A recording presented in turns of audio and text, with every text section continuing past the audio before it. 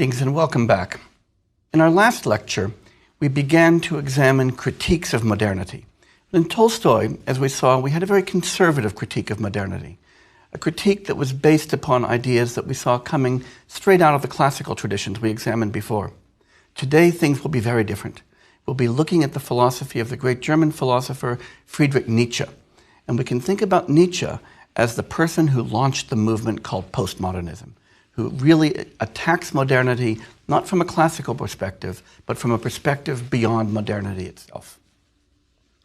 Nietzsche lived a very short life. He was born in 1844 and died in 1900. But in reality, his life was shorter than that because he spent the last 12 years in a psychiatric hospital almost completely catatonic after a major catastrophic breakdown.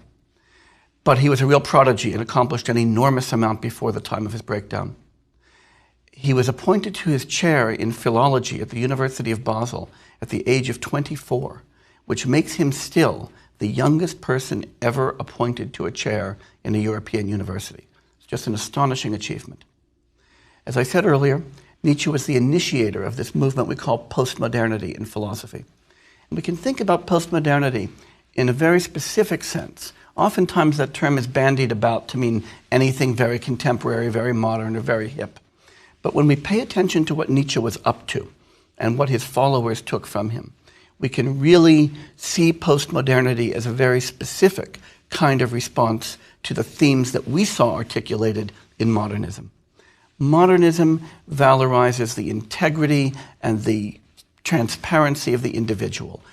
As individuals, we are single units, we know ourselves, and we're the foundations of society. Postmodernity attacks that and questions that. It questions the idea that we really can know who we are and that the individual really is sovereign.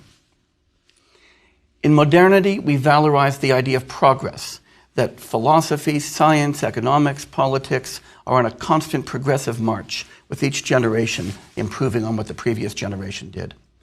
Postmodernity rejects the idea of sustained progress and rejects the idea that human history is progressive. In modernity, we valorized liberty and democracy and the equality of human beings.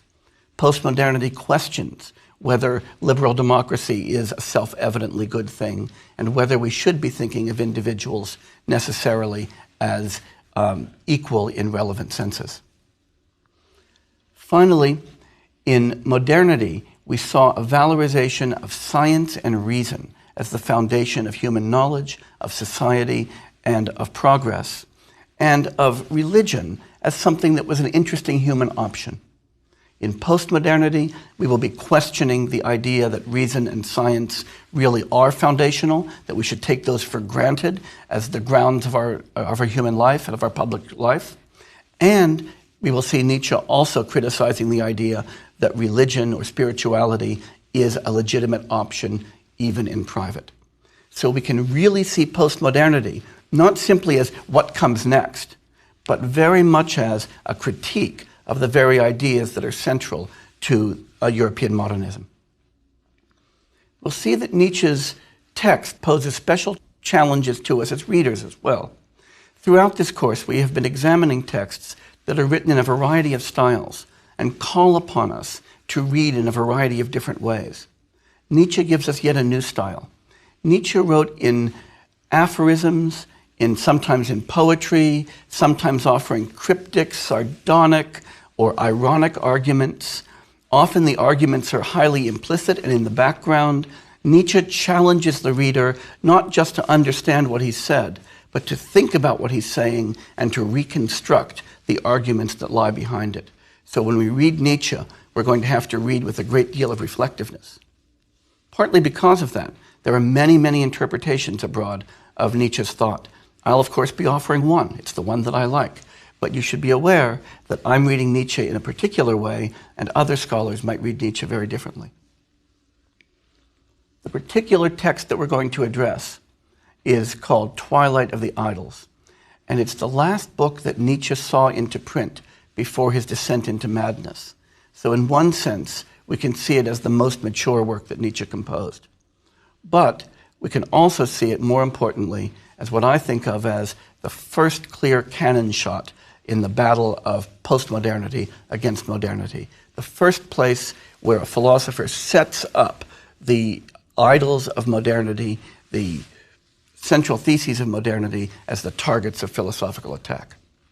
So once again, while in Tolstoy we saw really a pre-modern response to modernity, in Nietzsche it's going to look very, very different. Nietzsche would have seen Tolstoy as a sloppy, sentimental romantic. In Nietzsche, prepare for more bracing, robust stuff.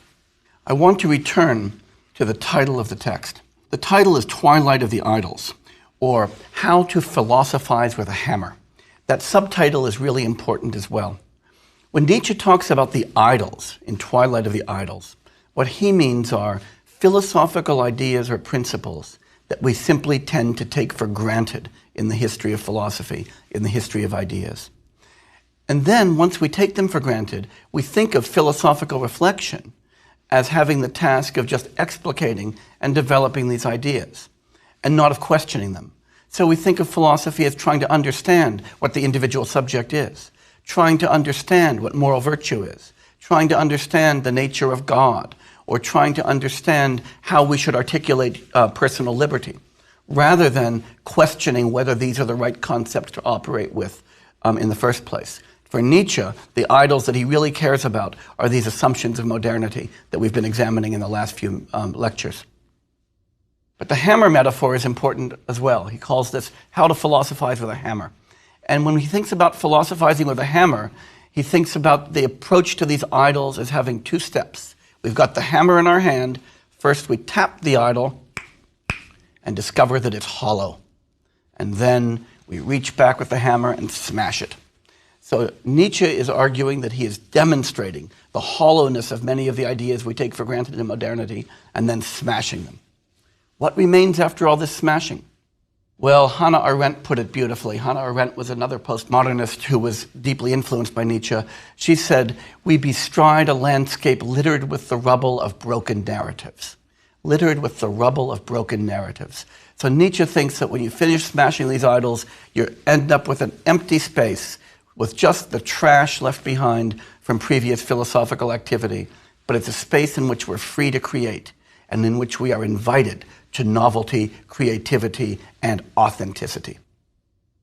A central theme of Nietzsche's is this idea of creativity and authenticity, that we should lead our lives as works of literature, as great novels in which we are protagonists, novels that we want to leave behind as worth living. And Nietzsche challenges us to aestheticize our lives and to lead a life worthy of consideration. So it's a real challenge to authenticity. In the present lecture, we're going to be selecting a few particular chapters and a few passages within those chapters for our focus.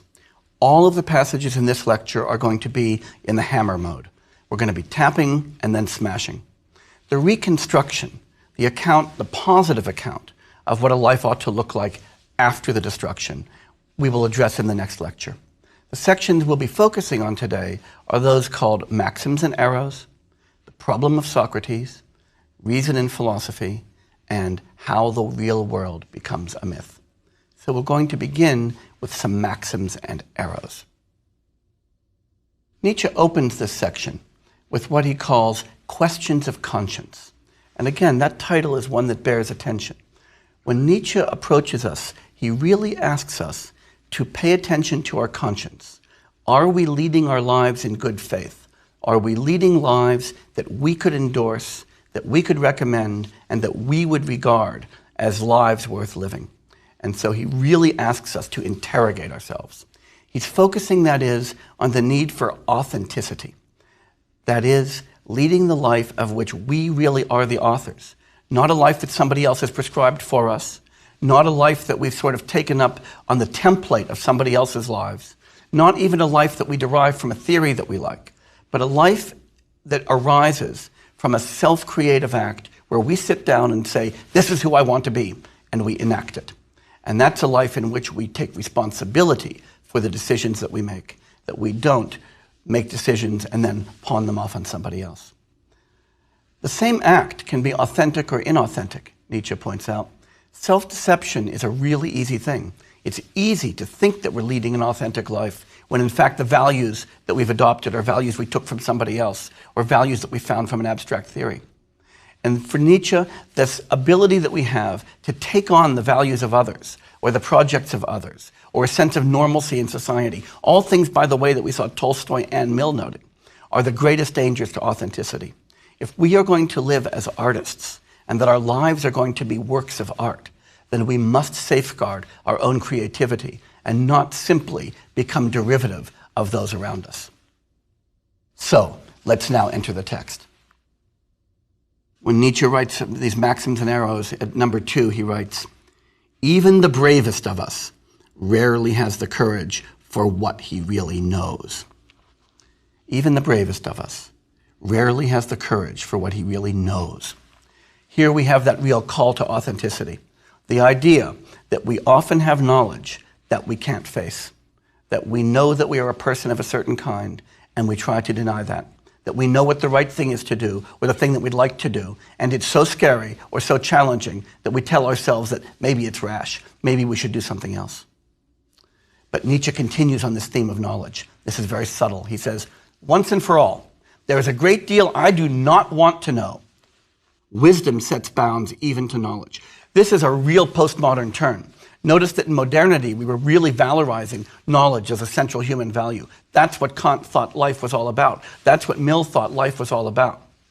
Nietzsche's arguing, there's a lot I don't want to know. I mean, for instance, I really don't want to know what color your underwear are. And you probably don't want to know what color mine are. That's stuff we don't want to know. There's confidential information we don't want to know. There's information that would just clutter up our lives. I don't want to memorize the phone book for Washington, D.C., and neither do you. So Nietzsche's arguing that knowledge might be an interesting thing, but to valorize it as always a good thing is just plain foolish. Nietzsche continues now on this notion of being natural. He writes, "It is by being natural that one best recovers from one's unnaturalness, from one's spirituality." Now there is a kind of echo of Taoism here in this emphasis on naturalism. But notice there's a bit of Hume in this too, even though Nietzsche would never acknowledge it. Nietzsche talks here about recovering from one's spirituality, because he argues that the spiritual, thinking religiously, is a kind of decadence, that it takes us out of the natural world into the supernatural.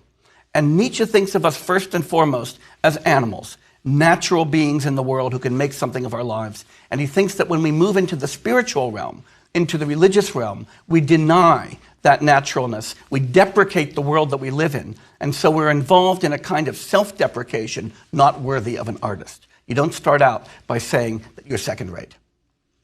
Nietzsche continues this suspicion of God when he asks, which is it? Is man only God's mistake, or God only man's mistake? This is only an aphorism, but it's a very complete, very deep rejection of religion. Nietzsche sees religion here as a retreat from facing up to reality, something that's unnatural. After all, if there's a God, then theodicy, the problem of evil, is absolutely unmistakable. The problem of theodicy is absolutely unavoidable. When he asks, is man only God's mistake? He's pointing out that we are terribly imperfect and we do a whole lot of bad stuff. You would have to blame our Creator for that, since he, on the grounds of religion, is omnipotent, omniscient, and omnibenevolent. So, if there's a God, the God is deeply problematic. But if there isn't one, and it's just our mistake to posit a God, then backtrack on the mistake and jettison the God. Either way, Nietzsche thinks, there's no virtue in positing a God.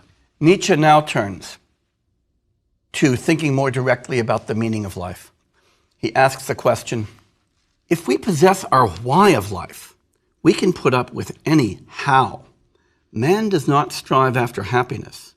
Only the Englishman does that. As I said, Nietzsche is often wry, often humorous, often sardonic. But what's the point of this? That if we really have a sense of what our life is about, we can put up with anything. But most importantly is this worry about happiness. When Nietzsche says man does not strive after happiness, what he means is we don't want to think that there's one single good, one highest good as Aristotle thought, or even a highest good as Mill thought or as Kant thought. To locate one single value as what all life is about is to flatten life, to make all lives the same, and to destroy all creativity. And if there's no creativity, no freedom, no ability to create, why bother living? So if we possess our why of life, that is something that animates us, we can put up with any how. But if there's some single value that we take to animate everything, it makes life look just flat. Nietzsche continues this theme in the next passage where he says, I mistrust all systematizers and avoid them. The will to a system is a lack of integrity. The will to a system is a lack of integrity, even if it's a system we construct for ourselves. That is, Nietzsche thinks the real life of integrity, of authenticity, a genuine life, is a life lived creatively. If we establish a system that's going to regulate our lives, we've done just what Kant warned us against when he warned us against having a pastor to form our values for us, having a doctor to formulate our diet for us, and so on. Giving our responsibility for our lives over to someone else. Here Nietzsche is pointing out that it's bad enough to give responsibility to your life to someone else. It's even worse to give responsibility for your life to an abstract system, even if it's a system you created. Retain the responsibility, retain the authenticity, retain the freedom to act, retain the appreciation of plurality, diversity, and spontaneity. Simplifying life is always dangerous. Nietzsche sums up these maxims and arrows with a wonderful, direct challenge to the reader. He writes, you run on ahead.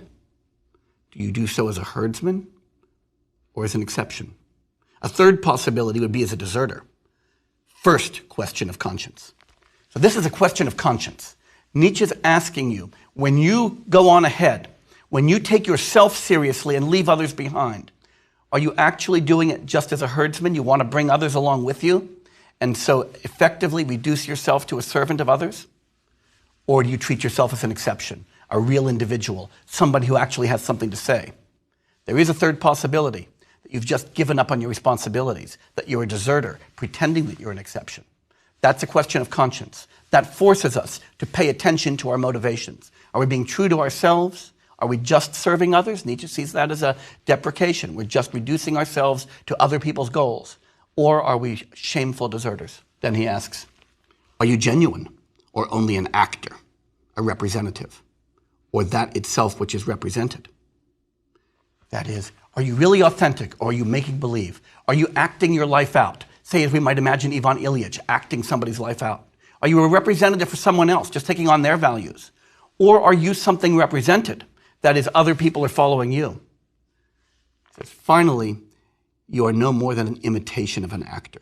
If you lead your life without taking responsibility for it, you're not even an actor, because a real actor is an artist. You're just somebody pretending to be an actor.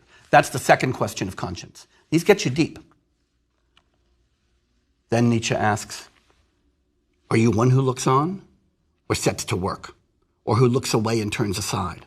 Third question of conscience. That is, are you a spectator on your own life, or are you really engaged in it? Or are you disavowing your life, looking away and effectively leaving yourself abandoned? That's the third question of conscience. Are you really engaged in your own life? Hard question to ask, but if you're not engaged in your own life, Nietzsche thinks, you've got a meaningless life. If you're just a spectator on your own life, forget it. Then Nietzsche asks, do you want to accompany or go on ahead? Or go off alone? One must know what one wants and that one wants. Fourth question of conscience. That is, here Nietzsche's asking the question, do you really just want to be along with others? A member of a herd, a member of a group, allowing other people to make the decisions? Or are you willing to go on ahead? Are you willing to be alone? Are you willing to take responsibility for your own desires and your own plans? This is a question of conscience. That's the fourth. So for Nietzsche, these four questions of conscience are the questions we have to address in determining whether our lives are genuinely meaningful. I want to turn to another part of Twilight, the problem of Socrates. And we should ask ourselves, why does Nietzsche pick on poor old Socrates? Why is he a problem? Well, the answer is simple. Nietzsche thinks that Socrates has become an idol of philosophy, the beginning of the Western philosophical tradition, because we see Socrates as somebody who valorizes reason, and who really uses the power of reason to understand reality. So for Nietzsche, Socrates represents this triumph of the idea of the supremacy of reason. And Socrates, in the end, becomes a touchstone for modernity, because Socrates, in demonstrating this power of reason, allows modern philosophers like Hume and Kant and so forth to see what they're doing as continuous with a classical European tradition, but nonetheless as progressive because reason is taken to be progressive. And all of these are ideas Nietzsche regards as idolatrous, ideas needing the tap and the smash. So let's look at Nietzsche on Socrates. Nietzsche writes, "The irreverent notion that the great sages are declining types first dawned on me in regard to just the case in which learned and unlearned prejudice is most strongly opposed to it. I recognized," writes Nietzsche, "the dissolution of Greece. Value judgments concerning life, for or against, can in the last resort never be true. They possess value only as symptoms. One must reach out and try to grasp this astonishing finesse that the value of life cannot be estimated." I want to repeat that last line. One must reach out and try to grasp this astonishing finesse that the value of life cannot be estimated. What's Nietzsche saying here? Well, he's saying first that the philosophy of the past, and he includes everything from classical Greece to modernity, is decadent. That it's a retreat from actually living life, from being creative and engaging with the world, to abstract, airy thought that means absolutely nothing, that just spins out theories, spins out models, and tries to get other people to give up their authenticity by accepting them. He's saying that by accepting anyone's valuation of life, whether it's Aristotle's or Marcus Aurelius's or Kant's, one is declining one's own responsibility to evaluate one's own life and to lead the life according to one's own conscience. He's also saying that we have to accept the fact that we can't come to know the meaning or value of life. Reason won't get us there. We need to lead our lives. We need to lead them creatively. But to think that somehow reason is going to lead us in doing that, and that reason is going to ground that leading of a life, is as crazy as thinking that abstract reason and theory is going to ground and make possible the painting of a beautiful picture, or the creation of a beautiful statue, or the writing of a beautiful novel. If our lives are art, then we have to put reason aside, not rely upon it. Nietzsche continues on the problem of Socrates. He writes, "With Socrates, Greek taste undergoes a change in favor of dialectics. What is really happening when that happens? It is above all the defeat of a nobler taste. With dialectics, the rabble gets on top. Before Socrates, the dialectical manner was repudiated in good society. It was considered a form of bad manners. Presentation of one's reason was regarded with mistrust.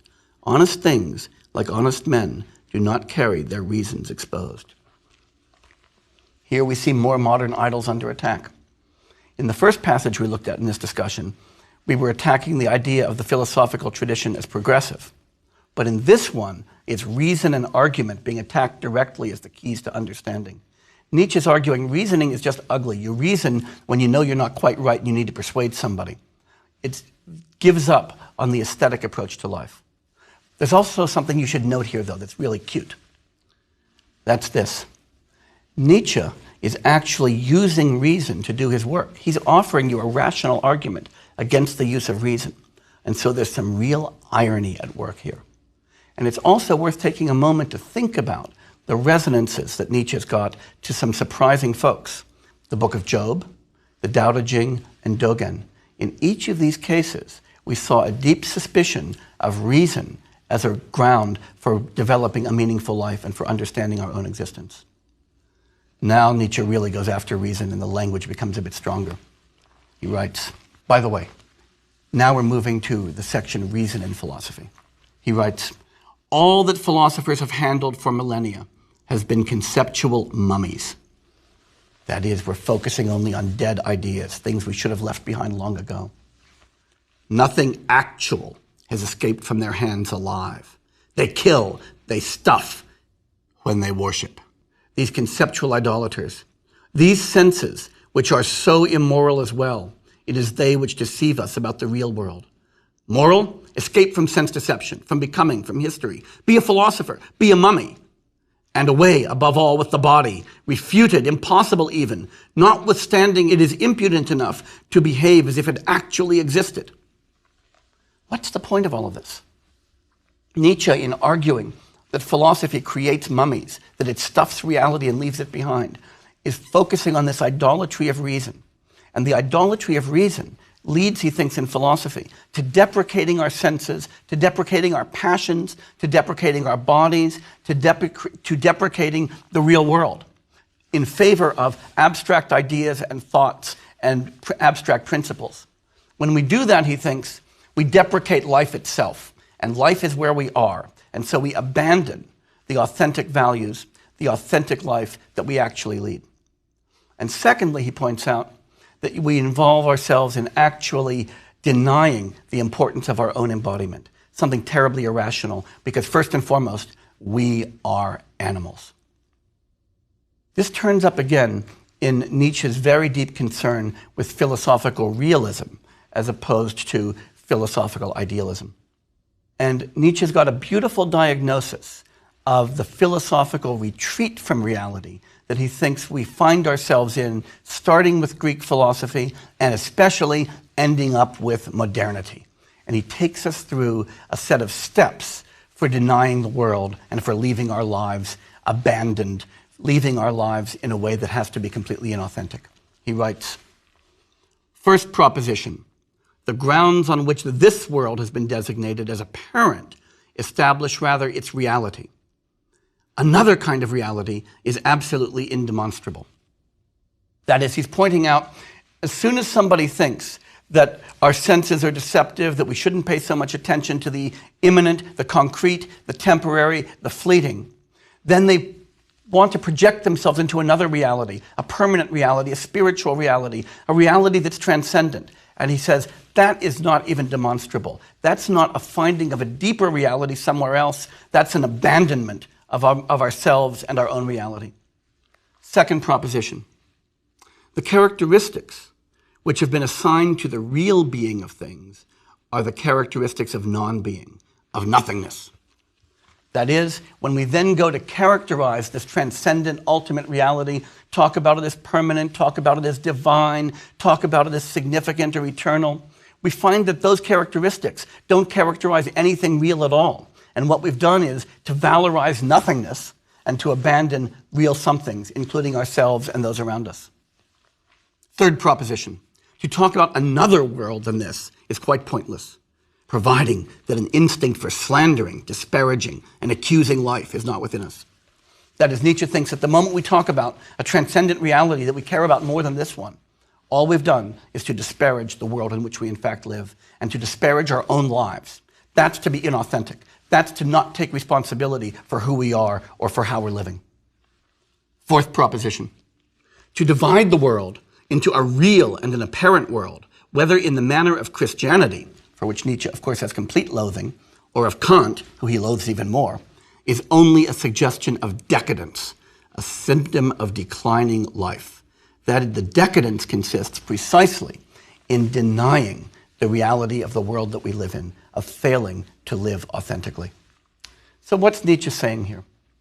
He's arguing that the desire to find some greater reality than the one we actually live in, to locate real life, real value, real significance outside of the life that we inhabit, the life that we create, and the world in which we have to function, is simply irrational. We don't have any reason to go beyond this world, any evidence of the non-existence of this world, or any evidence of the existence of a greater reality. Moreover, and more importantly, though, for Nietzsche, it's cowardly. It's life-denying and it's decadent. It's a way of not taking responsibility for who we are or for how we live. It's a way of taking the lives that we lead and treating them as second-rate trash in preference to something else. And so finally, in the end, it is inauthentic. It's self-repudiating. We leave ourselves in the lurch. In Nietzsche, then, we see an attack on any account of the meaning of life that aims at any transcendent locus. And that's many of the accounts we've seen thus far in these lectures, including ancient and modern. Nietzsche challenges us to create our own meaning, to create our own lives, their own significance, and to find that meaning and significance in the world that we in fact inhabit. In our next lecture, we're going to examine how Nietzsche sees that done, the positive side of Twilight of the Idols. I hope you'll join me for that.